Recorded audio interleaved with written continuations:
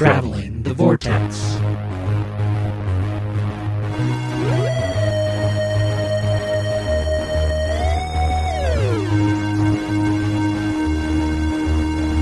We've joined the Doctor as he travels the Vortex and landed at episode number 272.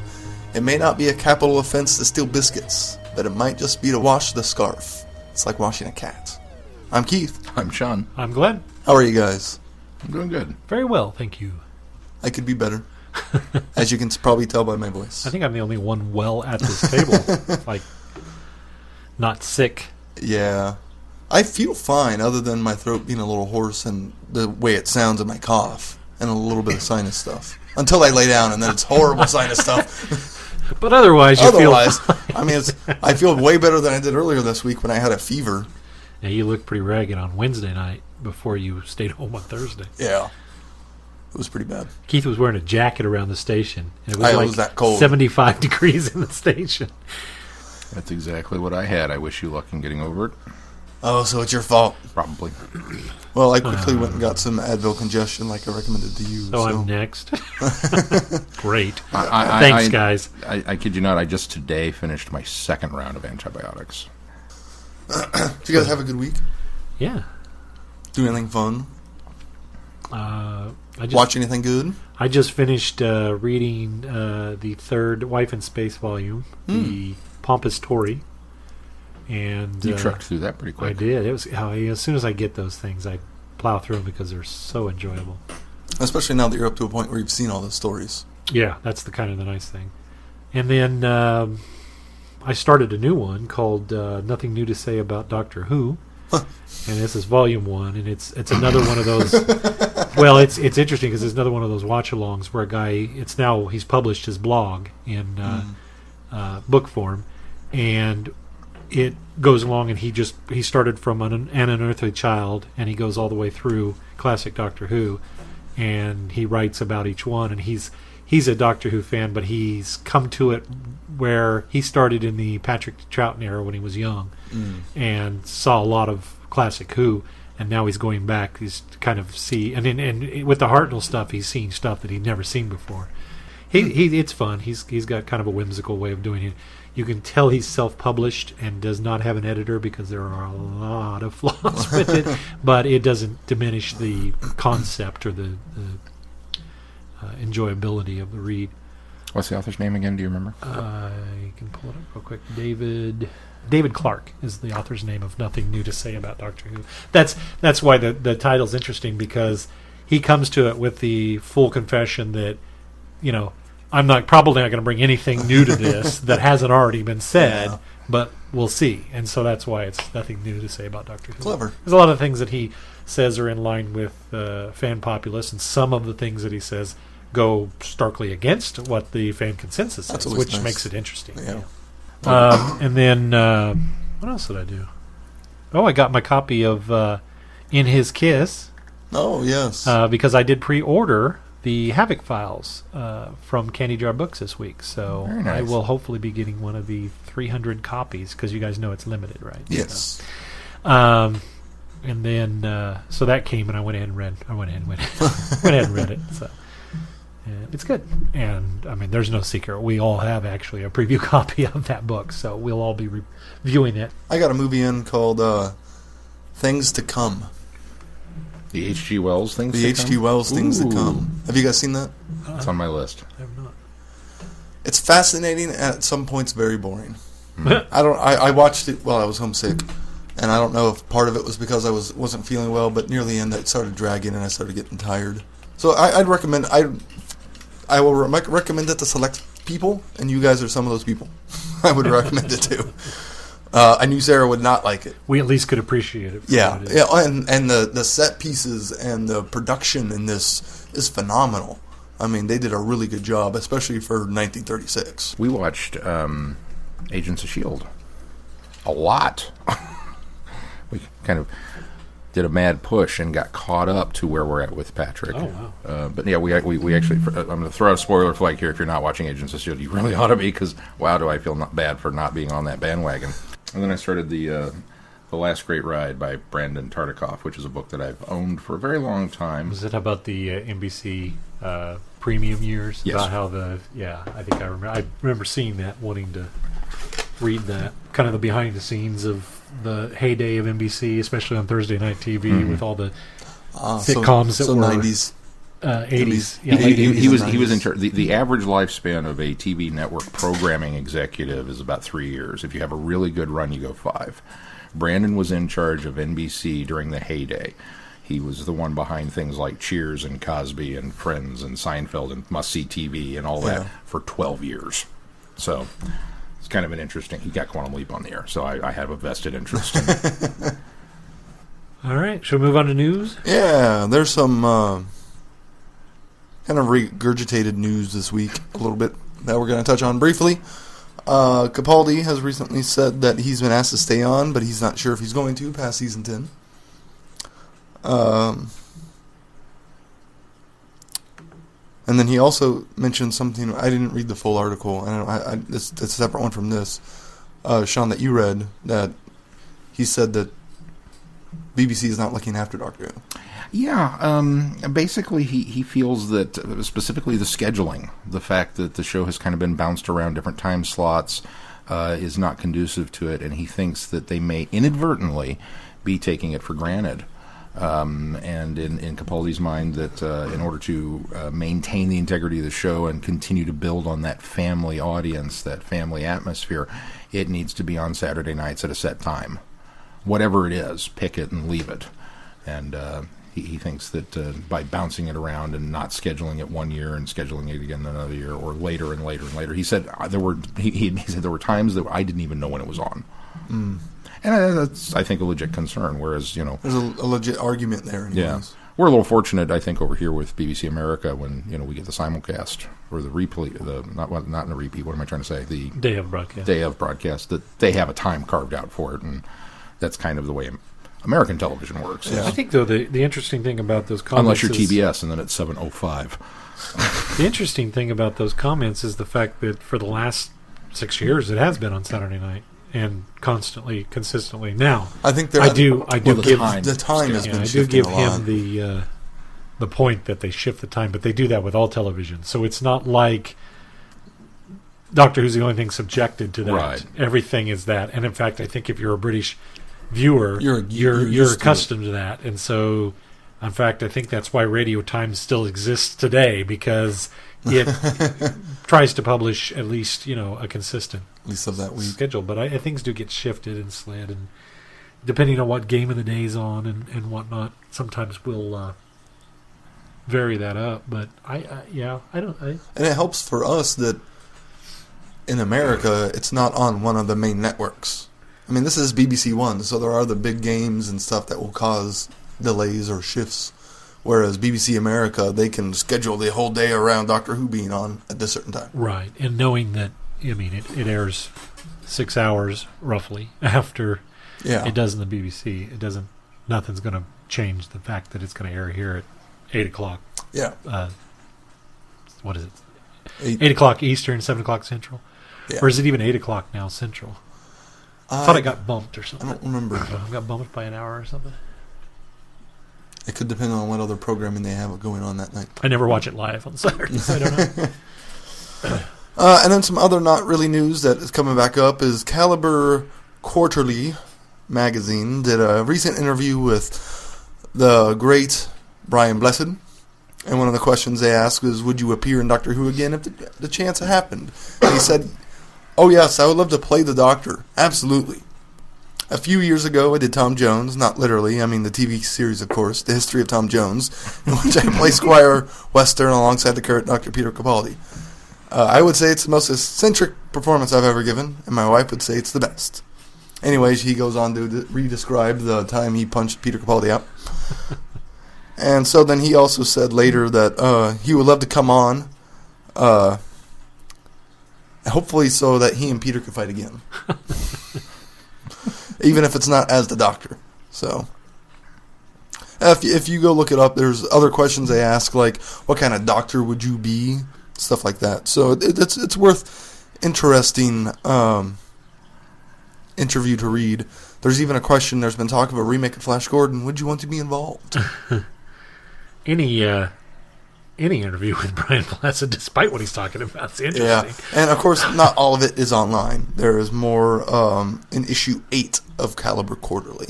So let me ask you: would you like to see Brian Blessed as the Doctor personally? I wouldn't. I don't think I would either. Yeah, I love the man. I'd love but to I don't, see Brian back in on the Who. show. Yeah. I don't think he could physically do it anymore. I don't think he, as much as I love him, I don't think he has the range that is needed to play the Doctor, acting wise. To me, Brian Blessed's a character actor. And when he does embody a character, he's phenomenal. He's such a joy to watch. But he's not. I mean, you certainly could argue that the Doctor, because he has so many different personalities, wouldn't need a range, I suppose. But on the flip side of that, I think I'd rather see him doing what he does best, and that's whether it be sidekicks or second twos or guest stars or things like that. Villains, yeah.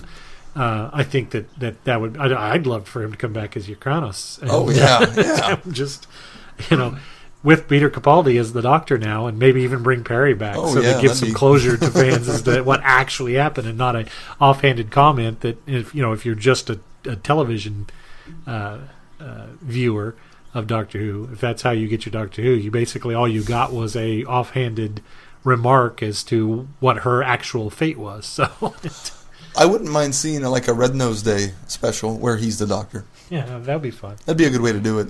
Let him do it, but not do a full series with it. Just give him all the best speeches. Yeah, just mash them all together. Matt Smith at the Pandora. I am talking. Well, that's what we ought to. If he ever comes to a convention, we ought to take him. We ought to sit down and choose. I know Glenn's speech. Glenn's cringing right now because it's his least favorite thing in the world. Somebody just did that again to another Doctor recently. Sean, would you want to see him as the Doctor? Yes and no. Again, I'm with you guys. I love Brian Blessed. He is a national treasure, and I wish he was from our country. I wish he was our national treasure, and that Nicolas Cage could find him in a vault somewhere, because he's that awesome. But I think if you had approached this many years ago, when he was a little more spry, when he was offered the role and turned it down, when he was allegedly. I take anything Brian Blessed says in an interview with a grain of salt. When he was not apt to have a heart attack on stage at any moment. I would hate for the drain that being the Doctor would take on him to take his life. I mean, we want to keep him around as long as we can. Yeah, because he's almost 80. He's 80. Yeah. So that I think would be fun. But I also I kind of with Glenn. It's like I just don't know that it's a good fit. But you know what would be interesting, and maybe an even better use of him, since Big Finish is bringing back Unbound. Oh yeah, why not a new Unbound Doctor? Get him in as an Unbound Doctor just to see what happens. That would be awesome. But first, turn the volume way down. Just on his microphone. That's probably why they haven't had him on Big Finish yet. They can't figure out. You turn it down for Brian Blessed, and you have to turn it back up for everybody else. It's constant. It's like everybody's on the same mic. You can turn individual channels Disney down. could do it. I think. Come on. I think he would still blow out the mic. Disney did it just fine. Tarzan. You really can't tell it's Brian Blessed in that role. You really can't. He's very understated in that. Yeah. Which is a great performance. Oh, in other news, speaking of Big Finish, they are going to release some limited edition vinyls of 2 different stories. Kind of the top 2 most popular Big Finish stories, The Chimes of Midnight and Spare Parts. They will be reissued on vinyl in October and April, respectively. So if that's your thing and you want a vinyl copy of... the key right there, if that's your thing. If I found a vinyl copy of Spare Parts at like a used vinyl store, it'd be hard to pass that up. Even though I don't have a record player. Just like the soundtrack. Does the record actually have a print on it? Because if it's printed, then yeah, I'd frame it, put it on a wall. Well, yeah, it's got a sleeve and everything. No, I mean on the actual They didn't show us a picture of They the didn't show vinyl. us Yeah, that that's I'm if aware the of. record and- doesn't have a print Unless on it. it's in I the am not commercial part interested. of it. But Yeah, I didn't watch the commercial, and I I- didn't see a picture for. I'm gonna preface Spare this by parts. saying I realize this is a it's not for you moment, but everybody that gets pretentious and tells you how great vinyl is over everything else is just full of malarkey, because that's 4 step words back in the quality Well, of what audio. it is, it's nostalgia. And while it shows you you can hear every spectrum of the audio as opposed to MP3, which is very limited. It's ridiculous that we're going through this vinyl phase again. It's very hipster. It's a fad, Yeah. and it will die out in the next 5 Well, years. here's the deal. I partially disagree with you. You can disagree with me all you want. I think You can vinyl. 100% disagree with me. I agree with you that it's a fad. I think that vinyl is more about the culture of vinyl. And when you say Oh, hipster, I agree. it That's why I it say very it's a much falls fad. into that. It'll be out in 5 years. I also think it It's does been building longer than that. sound better than CD and MP3 copies. I think there is a legitimate richness to the sound quality that you get off of an album that you don't get on a CD because they've cleaned it up and remastered it to the point Well, where it's so pure. You're right. You that don't you get don't the get- record scratches, and you don't get the little needle pops, and you don't get all that kind of things that are not superior quality. Yes. Well, no, I don't mean that. That is there. That's the nostalgia. That's the nostalgia kicking in. But I think there is literally a richer tonal quality to it. You've bought into the myth as well. Well, here's the difference, though. Would I own a vinyl copy of this? Yeah, if I had a record player and everything, sure, why not? Because it's kind of a cool little thing to have. I haven't. It's quaint. I haven't gone out and bought a That's record all it is. player. It's quaint. I haven't gone out and bought any records, as much as I'd love to have the Guardians of the Galaxy soundtrack, for example, on vinyl, because I think that'd be really cool. I haven't See, I'd gone rather out have and that done on it. cassette.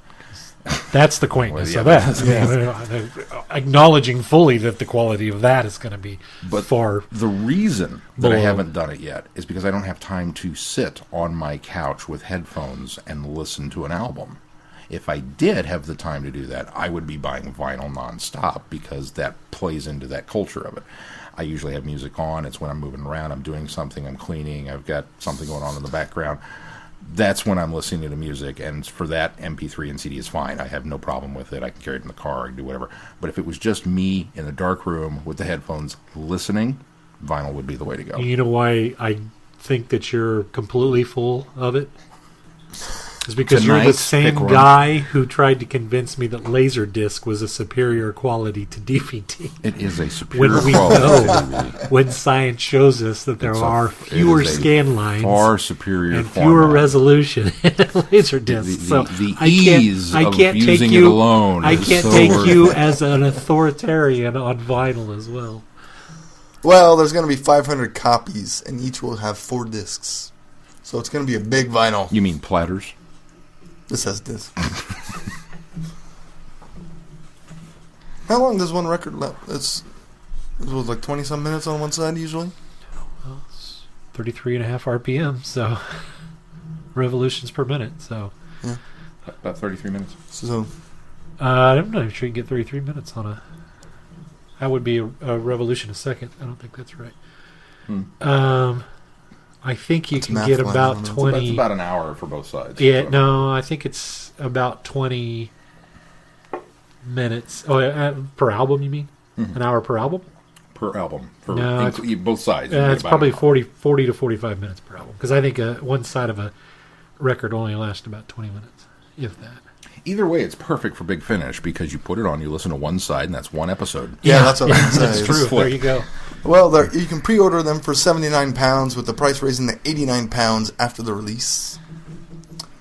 And then one other vinyl notes. They are going to re-release. Demon Records is going to do a very special vinyl edition of Genesis of the Daleks for Record Store Day, April 16th. Record store day. I'm not sure what Record Store Day is, but Record so it's Store Day the- is like Free Comic Book Day. Record Only they don't Store give Day. away anything free. And it's a whole bunch of special edition stuff that usually is a little more expensive, but it's only available on that Record Store Day is the record industry's attempt to continue to keep it viable and It's basically life support for record vinyl industry. Well, this They do some actual CDs that release on Record Store Day. CDs. Like there are compact discs that come out. Last year for Record Store Day, Metallica released an album on cassette. CDs are just nearing the end of their lifespan too. That's why that leads more to my point that it's life support for the industry. well, If we this get one in at work, I'll buy it for him, and he'll be all kinds of excited Oh, because yeah. it's Daleks. and it's Is going it to be Daleks? Genesis on Daleks What was Genesis? On vinyl. on vinyl. But we're talking The about audiobook. the audiobook. Well, but see that original. There's a bit of nostalgia original for that. BBC's The original records. audiobook It's a came republish. out on vinyl. That has a uniqueness to it that, yeah, absolutely, I'd take it and I would love it because that's how it was released in its original form. Oh, sorry. When it you're is putting Big it's Finish. it's the condensed soundtrack version along. The condensed soundtrack version, the original TV episode, has Tom Baker improving. What? Okay, never mind. Go ahead. Well, the original one was an audiobook, and it was read by Tom Baker. And Yeah. I think it was I'm the pretty sure that's first what this Doctor Who audiobook. And this is going to be on TARDIS blue vinyl. Oh, see, now, and there are little things that make it unique, that make Yeah. it then a collector's item. But I think putting Big Finish on vinyl is kind of a silly money grab. I agree, especially Again, it's not especially at free. 79 pounds. It's That's, not Yeah, that's like Yeah, 115 yeah. You know. US. So, I don't think I wouldn't pay for an original Caters Beatles to- album on vinyl for 115. Caters to. Oh, I would. Caters to.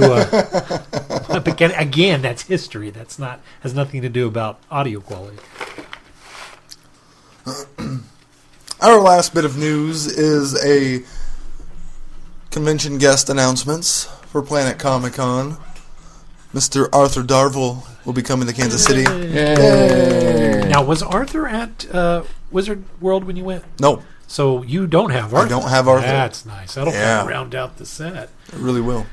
Wow. Now all I need is Jenna Coleman, and I have Jenna Coleman and Alex Kingston, and I have all of 11's come. That'd be cool if we could get Jenna and Alex here. Yeah. That'd be awesome. And Sarah looked at me when she saw the announcement and said, "We're getting a Rory, right? Not a Rip. Duh. Rip Hunter. Yeah. and you said. Rory, of course." I Although I'm kinda was looking tempted. at you because I was waiting for what you told me. I am a little tempted because I am liking the Legend of Tomorrow I'm a liking. lot. Yeah, I'm caught up now, and I'm liking it a lot too. I like him better as Rory than I I do do too. Rip, but he I think he fills the role of Rip beautifully. Well, maybe if I ever see him again. Yeah, that's kind of my thing. Is now that people, I keep getting repeats on people. I keep thinking, what else can I get him to sign Yeah. next time? You know, I'm ready to drop another $50. What can I drop next time? Get next time. Seeing like Sean has a Rory, so he could get a Rip. I could get ripped, but I If haven't he- watched any of it. Well, if I ever get a chance to see Jeremy Bullock again, I'll get a Hal the Archer. This Yeah, there time, you go. Instead of Boba Fett, which I already have. So You wouldn't get a Space Museum one? I don't know. I might. I like. He was a good character in Space I think Museum. he's in. Well, no, I think he's been him about equal. Yeah, he really is. Maybe he is in Space Museum a little bit more, but Do a twofer. yeah, this I just print out a my own and put Yeah. it put them side by side on an 8x10 and have him sign the middle. That's it for news. That's what I did with Peter Mayhew. I had a picture of Peter Mayhew, Oh yeah, and then a picture of Chewbacca. yeah. And yeah. he That's signed, a good idea, he especially for signed men in Peter masks. Mayhew, and then on the other side he signed Chewbacca. So it was, I got two autographs for the price of one. Yeah, that's that's how clever. cool that is. Shall we move on to feedback? Let's. Okay. Sean, I'll let you read Ben's feedback because my voice. It's good that you tell me these things before our pre-show I just meetings. thought can of have it as them we pulled started up recording that and my ready to voice go. probably shouldn't exert myself so much to read feedback. Thank you. Let's give it to the other guy who has been working his voice over time. Ben writes, subject, Ben's new feedback. Message, hey guys, not much going on here as usual, just work, podcasts, etc. Of note, though, is that here in the House of Reed, we are still in the middle of the birthday season. The wife's was last month, my younger son hit double digits this month, and my older son and I have birthdays next month.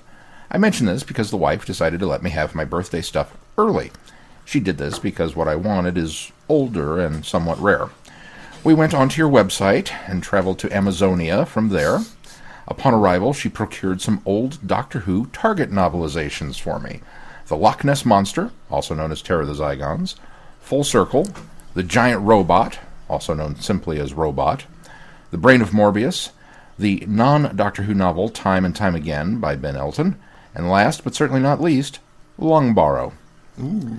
Because of the various places some of these titles were coming from, she decided to order now and have me help in order to secure the correct titles editions. Some of these may not get here until next month, closer to my birthday, as they ship from the UK, and that's another reason she did this now. That's awesome. Yeah, that is really awesome. Still book-related, but not birthday, I pre-ordered Bundle 1 from our friends at Candy Jar Books. Bundle 1 includes the next 3 novels in the Lethbridge Stewart series. The bundle begins next month with Moonblinked, written by Sadie Miller, Elizabeth Sladen's daughter, and continues for the next 2 books. There are, of course, 6 Lethbridge Stewart novels due out this year. I assume once the first 3 books are out, another bundle will cover the remaining 3 titles. And lastly, I jumped onto the pre-order of Havoc Files as I was listening to your show the day it dropped. I got in during the first hour. At that time, Andy had a link to it in his tweets, although now it's just a listing in the Books tab on the Candy Jar website.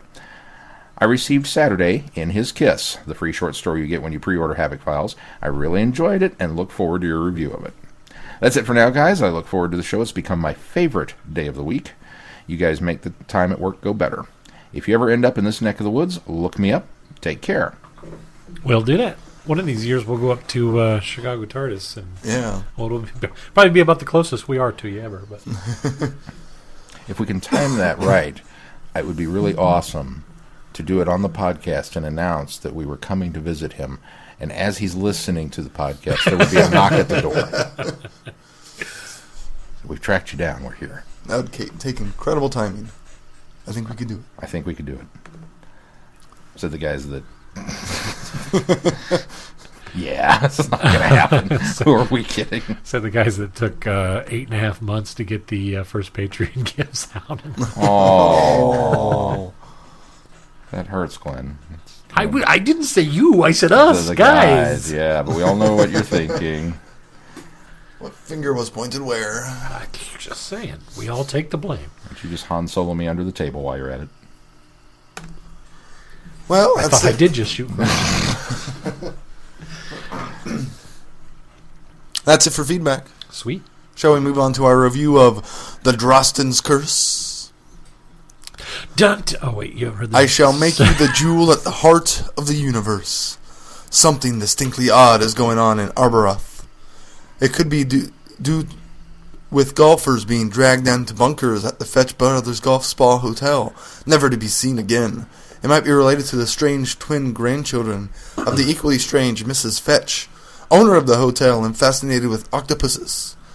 It could be the fact... octopods. Or octopi. It could be the fact... Octopi is not a word. Octopi is 2 words. No, it's not. It is. No, it's not. It was in the book. No, octopi was not in the book. Octopi is in the book. No, it was octopuses or octopode. Okay. It could be the fact that people in the surrounding... You know why it wasn't in the book? Because it's not really a word. Because he's wrong. Oh, look it up. Look it up. Look it up. Look it up in the book. You can search it. You've got the digital copy. We'll let you do a search for a word. See if octopi is in there. Octopi is not a word. It could be the fact that people in the surrounding area suddenly know what others are thinking without saying a word. Whatever it is, the Doctor is at most home when faced with a distinctly odd. With the help of Fetch Brothers junior receptionist Bryony, he'll get to the bottom of things. Just so long as he does in time to save Bryony from quite literally losing her mind and the entire world from destruction. Because something huge, ancient, and alien lies beneath the ground, and it's starting to wake up. Dun, dun, dun! I love this book. According to Merriam-Webster, both octopuses and octopi are acceptable plurals. The reason for the octopi plural is because some people mistakenly associate octopus with Latin words like syllabus and alumnus. Read the last part of that again. Because some people mistakenly associate it, but it has now been accepted by Merriam-Webster. That's why it's been entered in the lexicon, and as an acceptable but it plural. is not technically it is a an word. acceptable plural. And it's not a word because it doesn't have a Greek It basis. has no etymological basis. I'll Yes, give you that, so it's but not it a is an word. acceptable word. It's a common use word, I'll give you that. I rather But the enjoyed book does never say octopi. It says, I'm pretty sure it says yeah, it octopus. says octopuses or octopode. I do remember octopode several times, but I'm pretty sure there was an octopi in there. Probably on the part of the doctor. But that's okay. Doctor wouldn't have used that word. Yes, he would have. No, because Because this he would book was definitely riddled with he inconsistencies. would have gone down to the basis of the Greek etymology of the word. He would have if it was written correctly. It was not. I Are you saying A.L. Kennedy is not a what am I looking for? A competent writer? I'm saying A.L. Kennedy is a very competent writer, and I wish that she had focused a little more on the competency of her writing and a little less on trying to sound like Douglas Adams, because I think this story would have been more enjoyable. That's what I'm saying. I'm going to go first because I know where you're going to go with this. Too bad. I enjoyed it. I did enjoy it, but you know how I have said many times before, this is a nutty idea. It's almost Douglas Adams-esque. Yeah. And you sit there in your chair and you shake your head like I'm really, really, really far off base with that. I understand where you're coming from, because you're going to say, this is how you do This Douglas is Adams Douglas correctly. Adams, yes. This is in the style of Douglas Adams. Yeah. I'm not saying that all the stuff that we've done whenever I say that is a Douglas Adams style story. I'm just saying it's a Douglas Adams idea. It's worthy of something Douglas would have come up with. It's just nutty enough to be, yeah, I could see that. This goes so far into trying to be Douglas Adams. It's so wordy. It's so over the top. Have you read Douglas Adams? Yes, I have. That's exactly what he does. That's the It is- problem, It's wordy. It's over the top. That's the point. But in the hands The of Douglas tone Adams, and that the works. structure, not only because he's the first one that Well, did it. he's I mean, all- that's yes, what but you're saying, he and does it unfortunately, right. I don't think that's true. I feel that told she you, didn't I tell you? while I feel that she does emulate him heavily in this, she has the pacing, the tone, and the structure down. I think in there are order times to where write she it in such a way. pushes it too So did far where it starts to get a little tedious, unlike Douglas Adams where it doesn't. As did, I disagree. As did Gareth Roberts when he wrote the novelization for Shada. I thought that they both have a grasp on how Adams wrote, how to pace and structure, and how to make something as scientific, very draw it down and make it very worldly for the reader, for somebody describing something to somebody that by any other scientific or science fiction author would have put technobabble in there and things that sound very intelligent. They drill it down to very simplistic terms that almost anybody can understand, and I love that. It's very much in that vein. That aside, I also think her voice for the Doctor is spot on. This is the Fourth Doctor. I could so see the Fourth Doctor doing everything that he does in here, saying every line that he says in here, and acting in every way the way the Fourth Doctor would act in this situation, and how this comes across. This is spot on for a good chunk of the Fourth Doctor's era. Maybe not late Fourth Doctor, Leisure Hive years and things, but I can agree with that, because I was very pleased that the Fourth Doctor sounded like the Fourth Doctor until the wordiness of her descriptions got to the point where he didn't. Specifically, and I wish I could find the because I didn't get a chance to actually pull up ahead of time. Okay. But paraphrasing the line, somebody as obviously intelligent and handsome as he would not fall for this. He's would have said something like that. But here's the deal. I don't think the Fourth Doctor would. I don't think he would have. The Doctor has never really referred to himself as handsome. Now, he's vain. I will give you that. He's also very conceited. The Doctor would say he was handsome. I will give you that. But the difference is, I know that the Doctor is conceited and vain, but I don't want the Doctor to know that he's conceited and vain. That's where you toe over that line. I can see your point there. And it becomes just a little bit too much. And when he goes through great lengths in monologuing to Romana about you want something regal, but it should be a crapshoot. You want this, and but I'm very handsome. And he says it not once but twice, and each time was like, yanked me right out of the story, because it's like, and it was done solely for the purpose of going, look how much I sound like Douglas Adams. And it just was like, see, I disagree. I disagree with that. That comes back to that. And I don't think that's true. But that's where that one. I'll give you that. I will give you that, because I understand your point about how the Doctor is vain, but doesn't necessarily realize that he is, or realize even that if he's being even vain. if he does realize it, I don't want him. I don't want to know that he realizes that he's exactly. That's where you kind of toe into that, because he I'll goes from give you being that. a likable character to a not so likable character at that point. You know what I mean? I'll give you that. So, I also love the characters of Bryony and Putta. Thank you. Yeah. I think that the characterizations of those, I love how we take a companion who's in a very droll, blasé life and throw this immense adventure at her. Well, it almost and felt I love like how it's... she fills into it like she fits it. She's made for this, but she doesn't know it. And just as it trucks along, she becomes very confident in her role as a companion in this, and I think that works really well. Despite it being set in the 70s, she feels like a very modern companion. yes. Yeah, I think so. Yeah.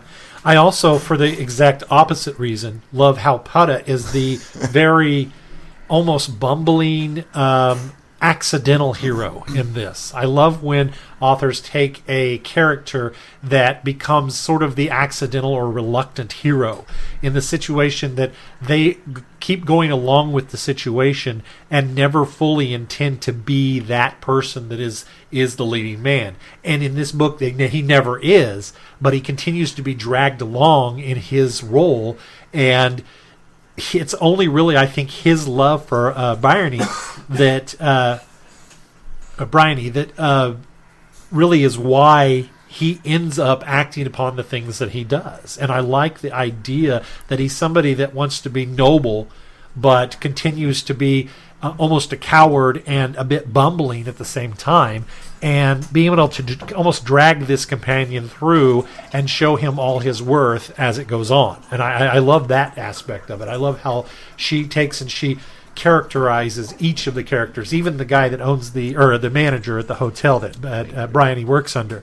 I think that he's a certain character, I think, that you would pluck out of a 1970s Doctor Who, especially in the Tom Baker, or maybe even in the Peter Davison era, of that kind of sub-antagonist that is so overwhelmed with the not even the charm of the Doctor, more of the he's just expected to do something. He does it because the Doctor tells him, well, of course you're going to do that, and charms him into actually doing what the Doctor needs or wants him to do.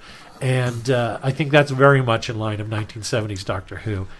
I like the concept of the villain in this, which is this. I really like the fact that it's this ethereal, bigger than. She never really, until it kind of gets to the horse farm, you never really know what it looks like or what it is. It's just this mental entity that's out there and consuming people somehow. See, I don't think it's ethereal. I think that it it's works. It's physical there. I think it works on a. I don't even know how to describe it. I think it works on a different plane of reality. And I think that's what you're trying to get at. Yeah, but I don't think it's ethereal, because it does have a physical presence. And the but idea is that it's underneath this golf course. Yeah, but resort. she doesn't try to go down and describe what its physical presence under the golf course is. Which I think is the other thing. Which is what I mean by ethereal, is she doesn't describe it, so you don't try to. It's such. She doesn't pigeonhole you into trying to imagine what it looks like. It's such a fluxing and adapting description and behavior for it that it can be whatever you want it to be. Which, had this been a legit Douglas Adams story, I think he probably would have gone there. I think the golf course at some point would have stood up. I don't know that she and wandered off. I disagree with that. Now, had Terry Pratchett been writing this, yes. Pratchett definitely and that's exactly in the vein of Pratchett.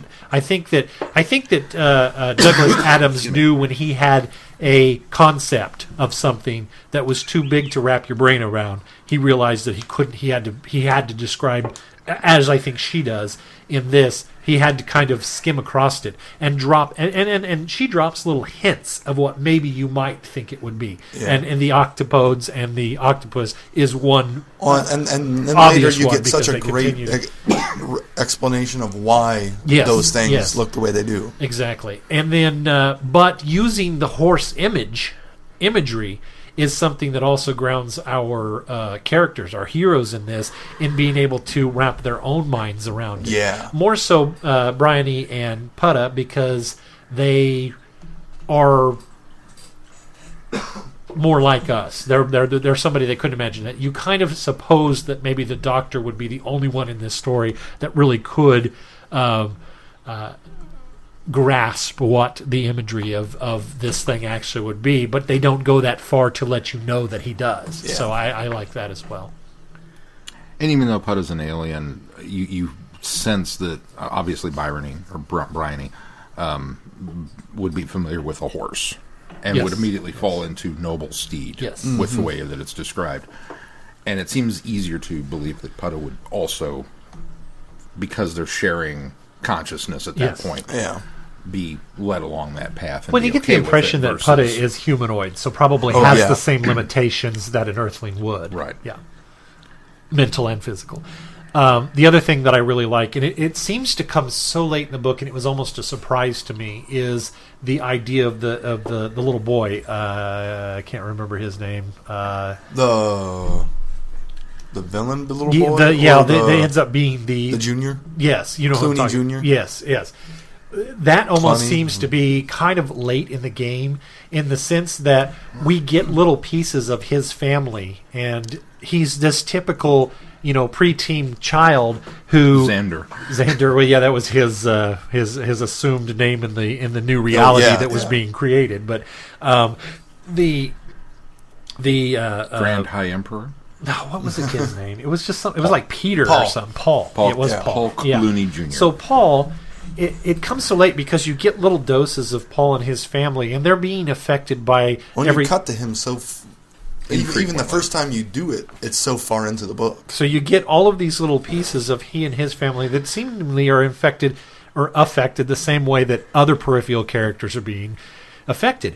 And then later to kind of drop the idea that this is the thing that it is latched onto, that the entity is latched onto, because it has awakened and it's failed attempts to get the Doctor to be servant to the Doctor. It decides to be servant to Peter.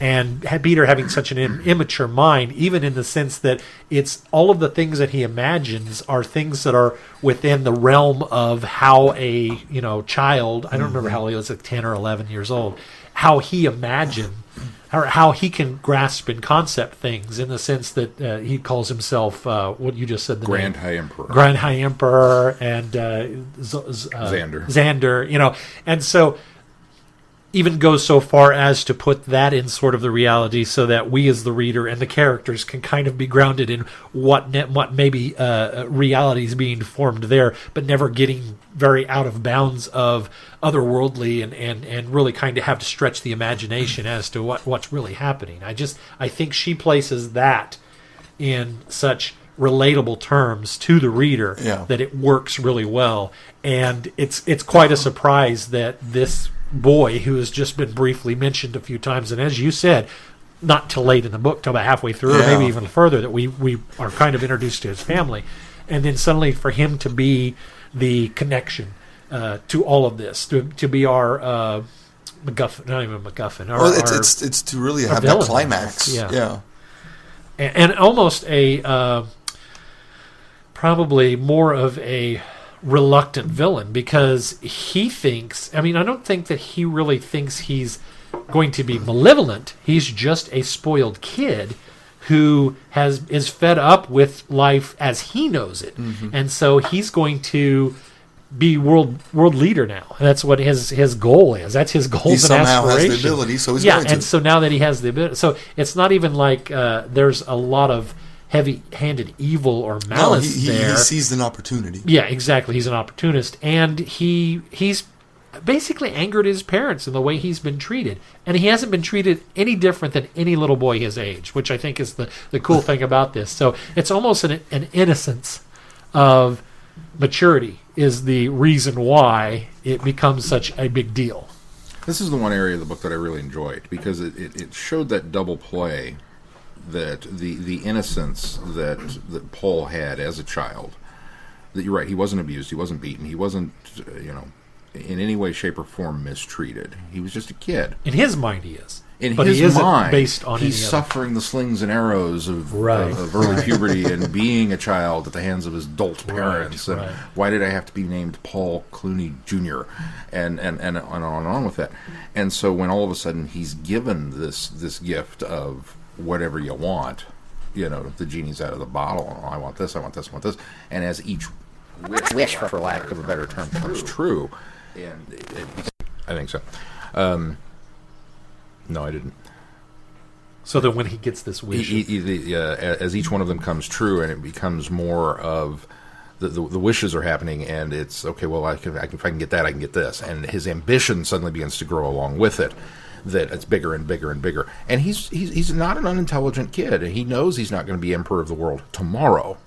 He's starting with, let's conquer and secure the 50 miles outside of town. Yeah. And then we'll go from there. And we're going to cut off communications. We're going to do this. So he's got a logistical, methodical process to how he's going to go about doing this, which is admirable in a way for somebody like this. But what's interesting is the play on the fact that the child in and of itself is relatively innocent, as is the creature. The Boss Ochre is a relatively innocent thing, and that's what the Doctor is striving to look for, that this creature who has only been discussed in myth and legend and tales of times gone by, that it does exist, and it's not the destroyer of worlds, that it pretty much is in some ways. It's whatever you make it. Whatever you make it to be. And it's just an entity that has this immense psychic power that was used for evil, and therefore it became evil, because that's what everybody thought it was. Yeah.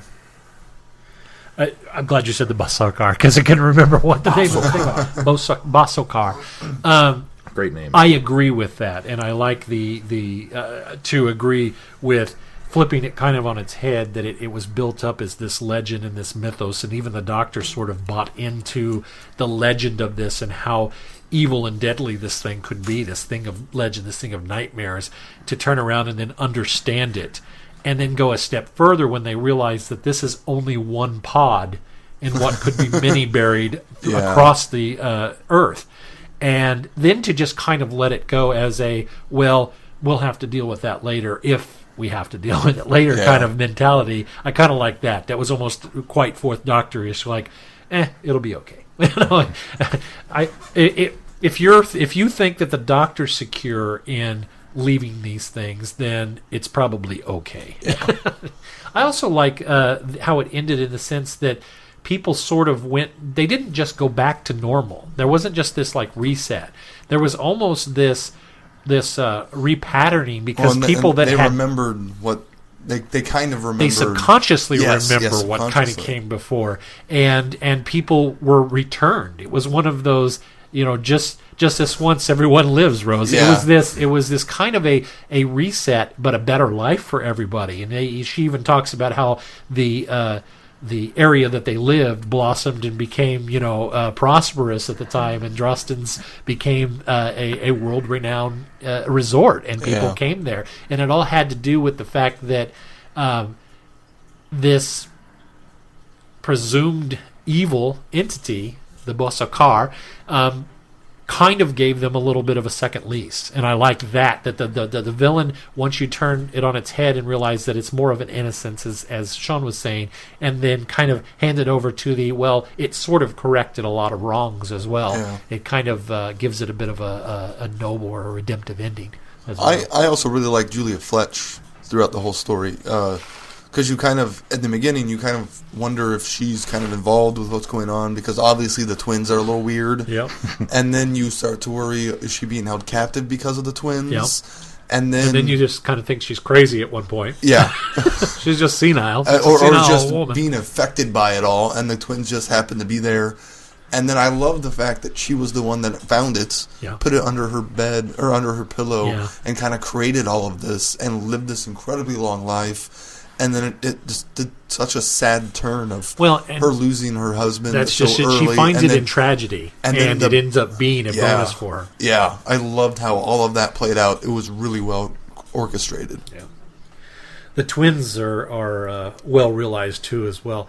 There's a lot of times that they're a bit offsetting, and you're As a they little should be. unnerved. Yes, and you know there's something early on. You know there's just something not quite right with these two little children. Now, I remember her describing them as fair-haired, right? I believe so. Yeah. Did anyone else imagine just pure white and just dressed all white?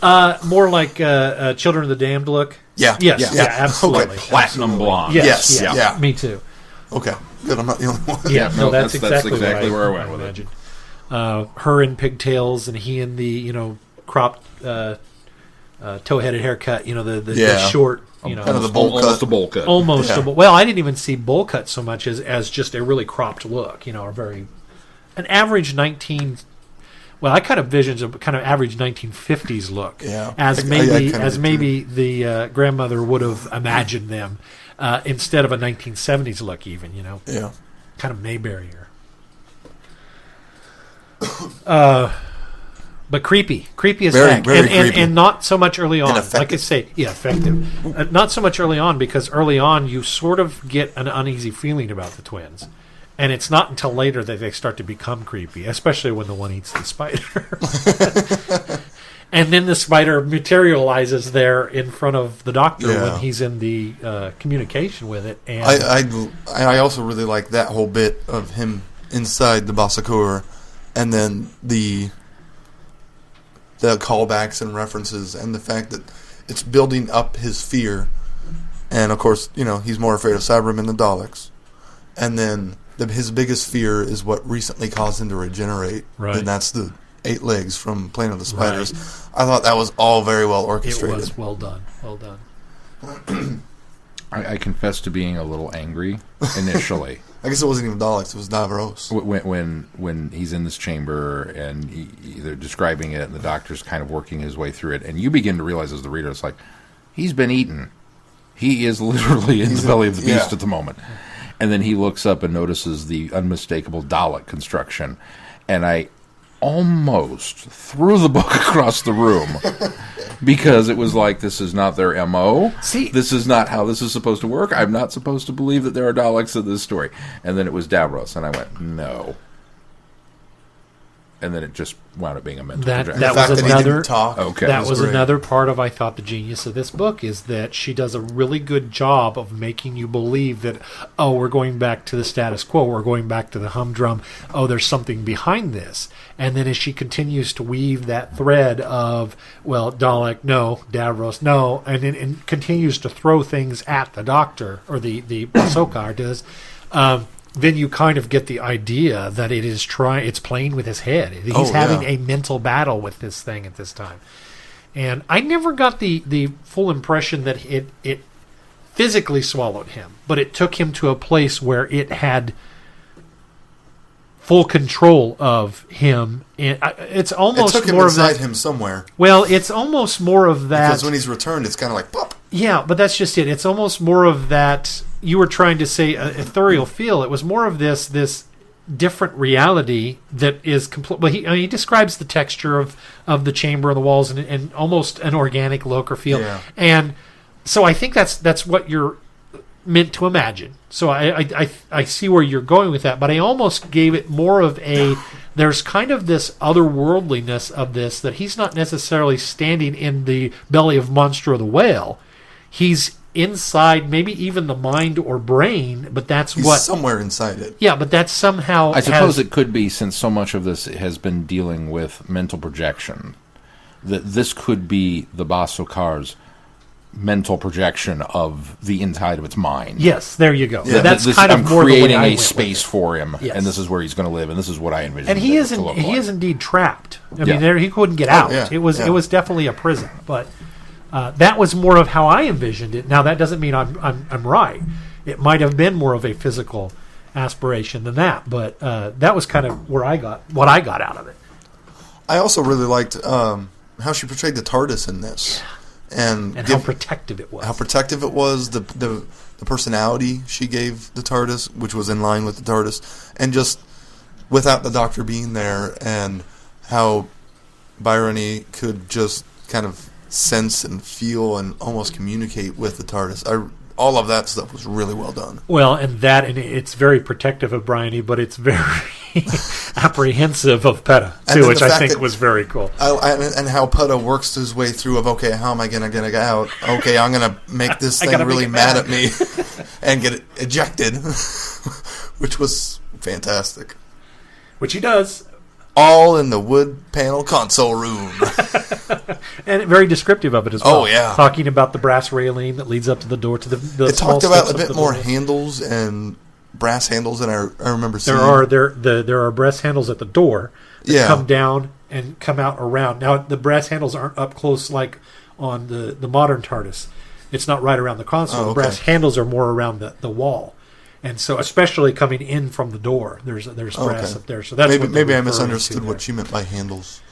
Handrails. Handrails. Okay, yes, yeah, okay. I was for some reason was imagining like drawer handles. For some reason, I was like, those aren't there. What? They were handrails that came down from the steps. That makes a lot more sense. Yeah, and those were brass. Okay, yeah. It kind of helped, I think, putting Hand of Fear. I had just seen it from the Lego version, so I knew it was. Putting Hand of Fear on the schedule for this week, I think, really kind of helped, because when we get to those scenes in the TARDIS, that's the thing. Now, it's also possible, because I think the console is described slightly differently, and whatever... I thought I remember in the book mentioning a time rotor. Yeah. And I didn't notice until watching Hand of Fear there isn't one. There isn't one. There isn't one. And James said the same thing, that he never really noticed that, because we decided when James came over for that, we're both really big fans of that console room. I've decided I really, really do like that one. I think previously I'd said that I didn't. It was sorely underused. I agree with that. Oh, yeah. I think the problem is what James said, is that there's no time rotor, and therefore the console, first of all, is too small, because it's just a little pedestal thing. And I don't believe you can control everything in all of time and space that the TARDIS can do from it's the backup. That little one. But it needed... You know what it needs? It needs 8's console in that room. Yeah, that would work. Yeah. That would work. That would really work. I'd buy that.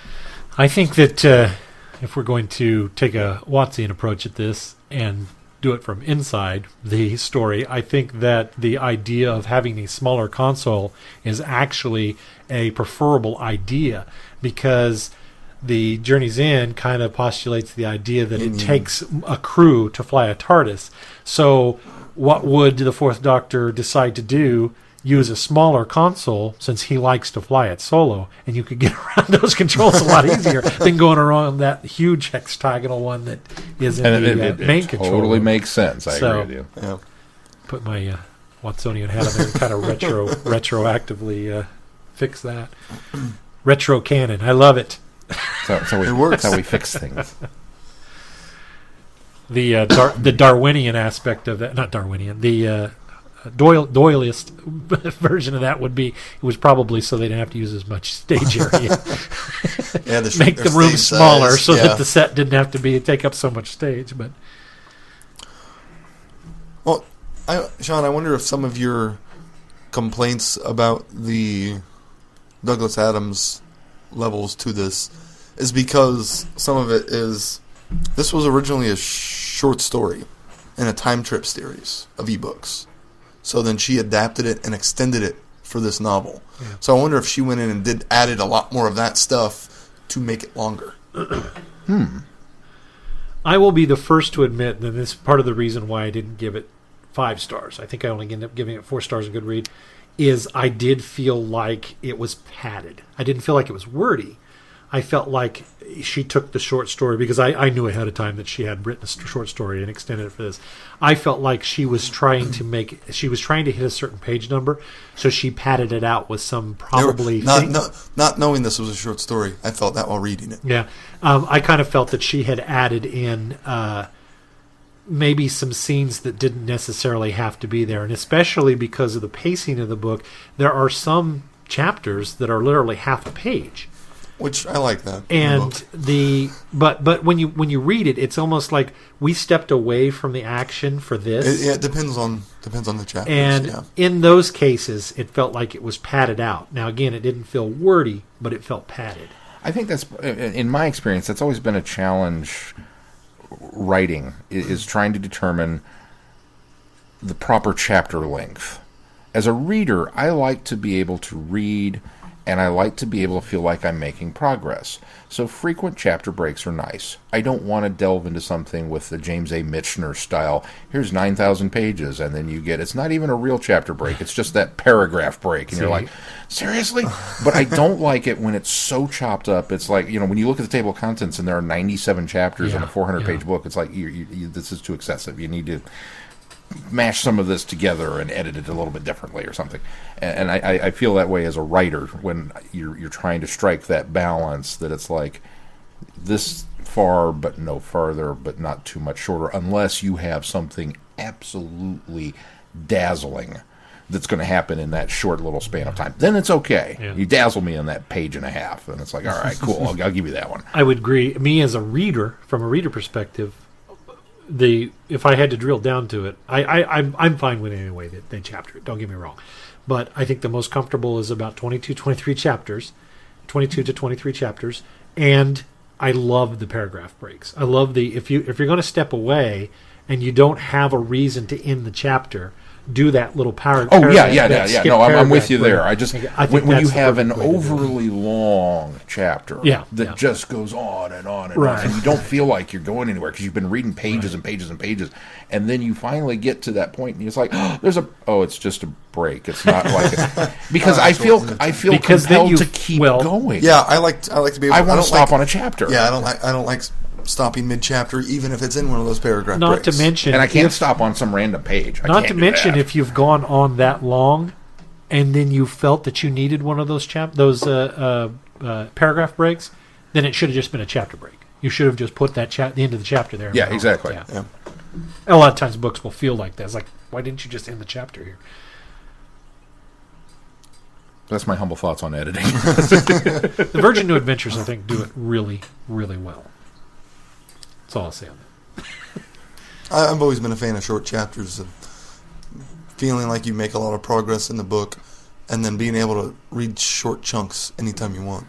You don't have to carve out time to read a chapter because it's going to take you 30 minutes to an hour. You can pick it up 5-10 minutes at a time and read it here and there. I like that kind of writing. Say if I were more of a can't stop in the middle of a chapter type, I think I'd be like you. Yeah, I can put a book down in the middle of a chapter. I can't stop in the middle of a chapter. It's my OCD. Did anybody happen to notice the additional hitting the nail on the head, look what I'm doing, Douglas Adams moment with the character of David Agnew? David Agnew felt a bit of a push, but yeah.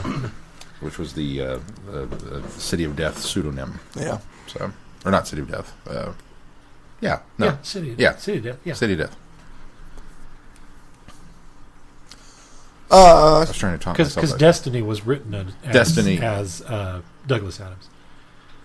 It was. I'm trying to convince myself we've got that backwards. No, I think it's David Agnew was City of Death. Was City of Death. I think you're right. Okay. Because there are technically only 3 Douglas Adams written stories. There's Pirate Planet, City of Death, and Destiny. The one that I just said, Destiny of the Daleks. Okay. Well, no, that's not Destiny even true. Destiny of the Daleks is first. Destiny isn't fully written by Adams. He put touches. It was City of Death. Okay. Yeah, Adams didn't write Destiny. He put enough Douglas Adams in it to get a co-writing credit on it, I believe. I think somebody else wrote that with him. David Agnew also Invasion of Time. Graham Williams and David Weir. It wasn't just the Douglas Adams. Yeah, it wasn't just the Douglas Adams. Yeah, I was going to say that was also written under that name, but was not Douglas Adams. That's correct. Tend to be Graham Williams co-wrote with as part of David Agnew. One of our reviews on Goodreads from Holly. I quite enjoyed the book myself. I too got the Douglas Adams feel from A.L. Kennedy in the story. He really captured the Doctor, and as played by Tom Baker in this, it really kept my attention. I didn't have to go back to reread any of the passages to know what was going on, which is always a big plus. It's on my to reread list for the future. And Ben said I read this one a few months back, and I really enjoyed the story. Was that it on the? That was it on the Goodreads Book Club. And obviously, you still have time, if you're a member of the book club, or even not, go to the Goodreads page and sign up and become a member of the book club. It's free. Yep. Benefits galore. Do you have Legend of Shielder up there available to you? I think Amanda has written a review on she that. add a review? I think she did since we read the reviews out last time. So maybe we ought to slip that in here as well. She said, I did finish the other day. This is Legend of a Shielder. Let's Yes. make that clear. Arabian Nightmare was definitely the lowest point of the book, but I really enjoyed the last two, particularly the one with the plague doctors and her children. The second one, Llewellyn's one with the alien game show, was good, but it seemed an awful lot like a Black Mirror episode. Overall, I thought the collection was okay. When it was good, it was very good, and when it was bad, it was very bad. And then we should also take this opportunity to point out that this month's book that we're reading is the 12th Doctor and Clara novel, Deep Time. And Written by Trevor Baxendale. Baxendale. And it is part of what is called the Glamour Chronicles.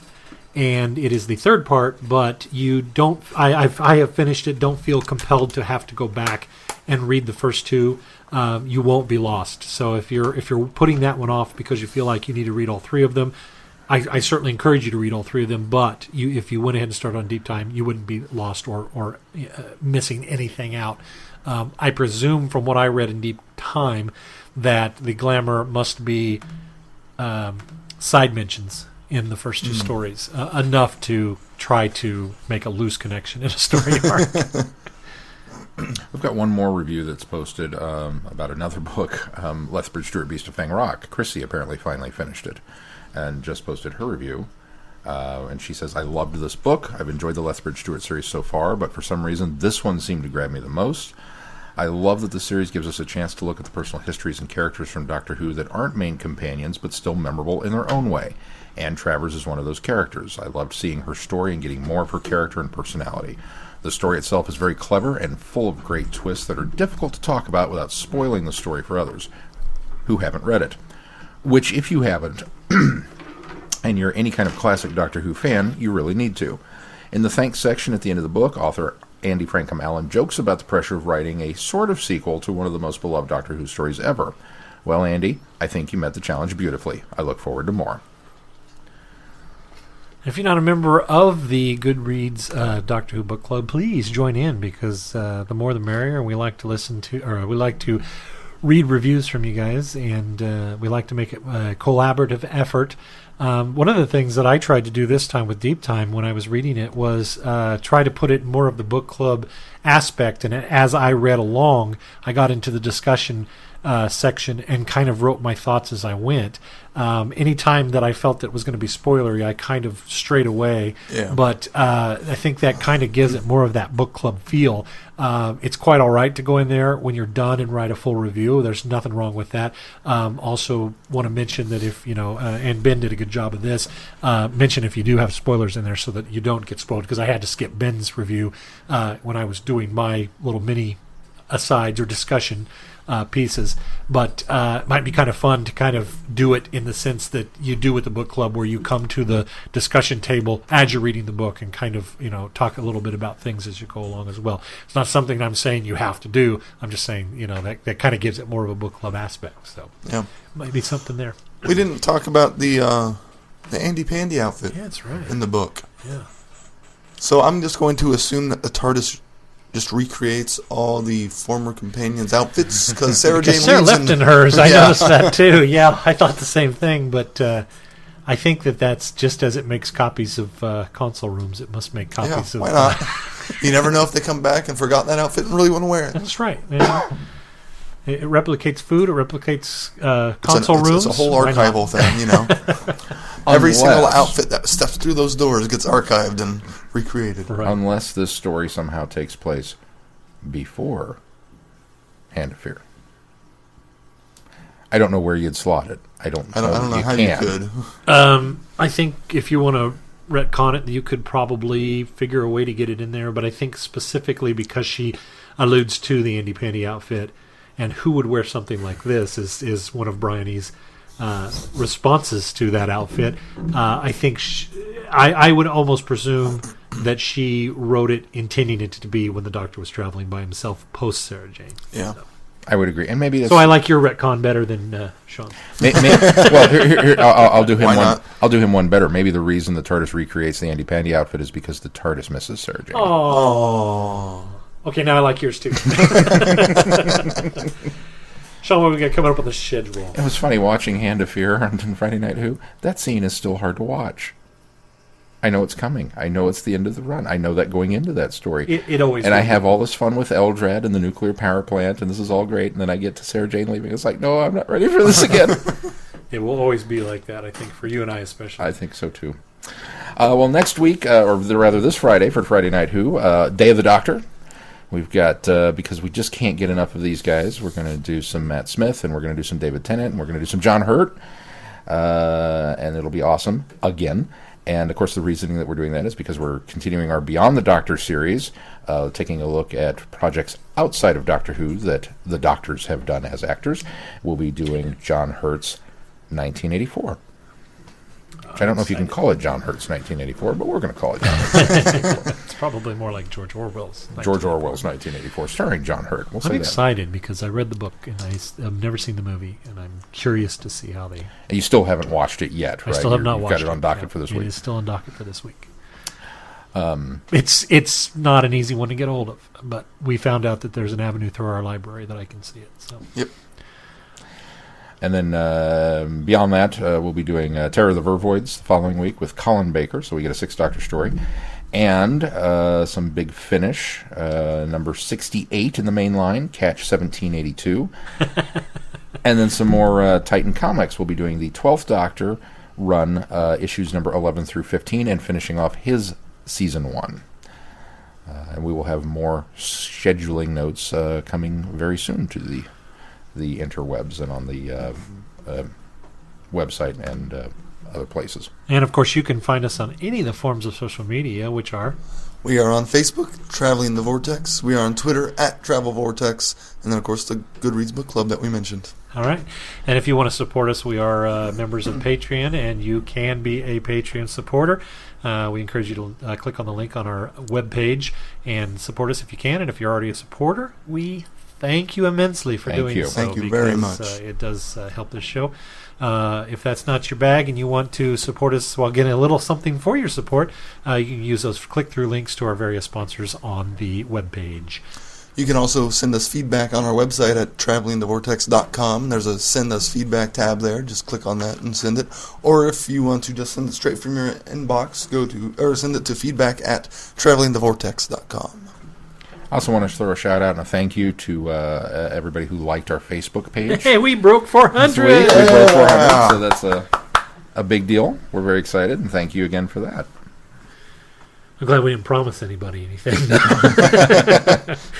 By the time we got those out, it'd be 500 likes on our page. So. Well, here's hope. All right, is there anything else we need to touch on this week before we close this show out, guys? Oh, come on. Surely there's something. I don't think so. Nothing? No, I don't think so. All right. I didn't want to sound like we were wrapping it up hurriedly, as Mark pointed out one week. But I guess if there's nothing else for us to say this week, then I guess we will. No, I don't have anything. Well, I guess since there's nothing else for us to say this week, then... yeah? No, sorry, lost it. All right. Well, I guess if there's nothing else for us to say this week, until next week, I'm Glenn. I'm Sean. I'm Keith. Cheers. Good night, everybody. Be seeing you. You have been listening to Traveling the Vortex. Doctor Who and all of its associated programs are owned and trademarked by the BBC. No infringement is intended or implied.